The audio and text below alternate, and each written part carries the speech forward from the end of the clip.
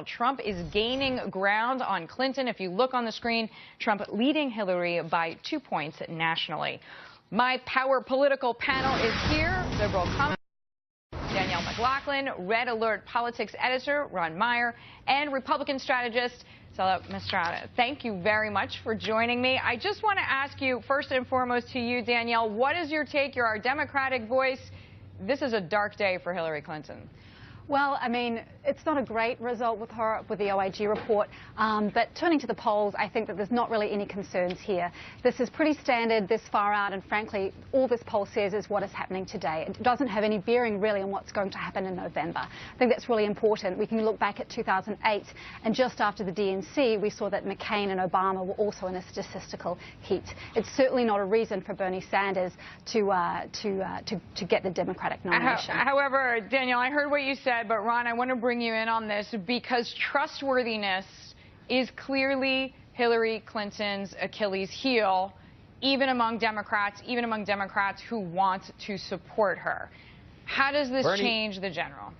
You know, Bernie Sanders has been Donald Trump's best friend, and extending this race has been great for Trump because it's given him a chance to unite the party. But what Bernie Sanders also has done is alienated Democrats and really showed the problem with the Democrat superdelegate process and, frankly, a lot of the weaknesses of Hillary Clinton that Donald Trump's going to want to point out.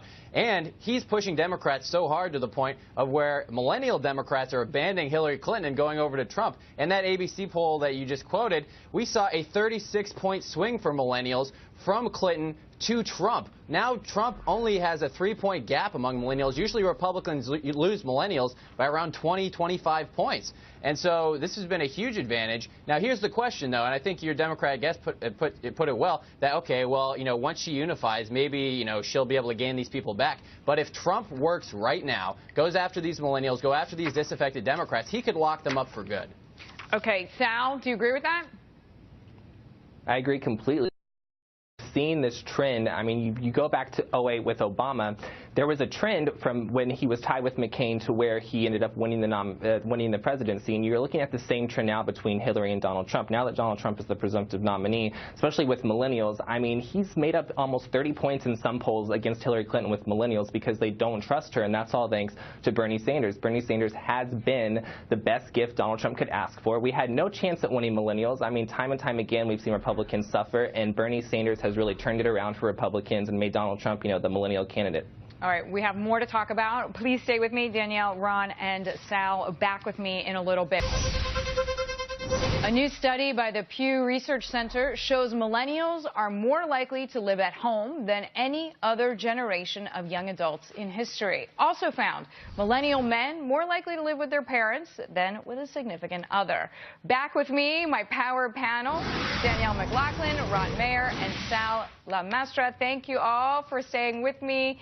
So what is your take on this of being not so far from millennial or being millennials yourselves? Danielle, to you first. I think one of the most interesting things we need to think about here is that by 2020, almost 40% of the electorate are going to be millennials. So the things that they're concerned about, the economic implications that they have post-2008, the issues they have with health insurance not coming through their jobs, these are all things that political parties really need to be aware of. I think the other interesting thing is that there's a real disparity here between women and men. And as women are seeing more equality in college admissions, college graduations, we're seeing fewer of them, in fact, are staying at home with their parents. Fewer are staying home, but as you said, Danielle, it's really all about a job and employment. I'm assuming most of these people, Ron, probably don't want to live with their parents, but that's what they can afford. Is that your take? That's right. Well, there's three things driving it. Yes, there's underemployment. Yes, college costs. Loan debt, and frankly the cost of living, the cost of housing is skyrocketed, especially in areas where millennials could get jobs. And so it's sort of a trifecta of awfulness that's affecting these young people. And I think that you're right. We have to, the political parties have to do something. Donald Trump, now that Hillary Clinton has been really just doing awfully with millennials, has an opportunity to say what he's going to do about these three things to make it better for the next generation. And so there's a big opportunity there. And frankly, we should be celebrating that women have made such great progress and that millennial women are earning more than men, that they're moving out of their parents' houses faster than men, and that they're getting more educated than men. That's something to celebrate here in the 21st century and for the free market. I happen to agree with that, probably for obvious reasons. Sal, I want to bring you in, though, on this point.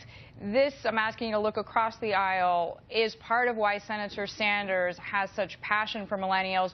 Whether he makes sense or not, he's talking about jobs and security to a group of people who haven't heard that, perhaps, from others.